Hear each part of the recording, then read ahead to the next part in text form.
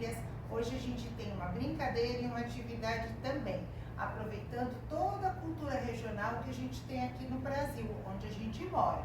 Então, olha, é uma fogueira. Uma fogueira feita com rolinho de papel higiênico, papel amassado e papel vermelho para fazer o fogo ou não. Vocês que vejam o que vocês têm. E pode fazer pedacinho de madeira, pedacinho de galho, só não pode arrancar da árvore.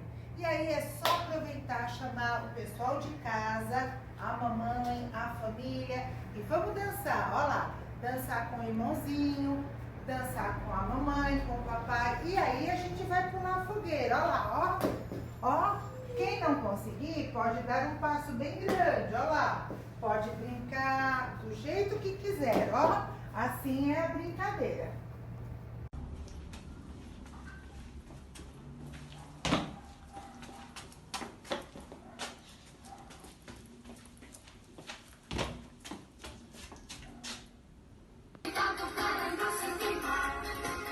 Vai, Liz! Vai, Leonel, pula! Vai,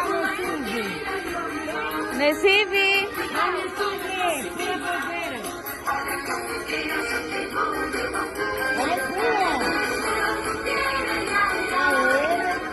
Pula a fogueira! Vai, pula!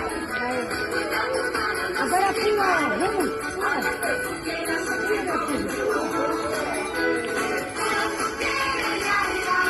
Pula assim, Nessive, pula pra cá.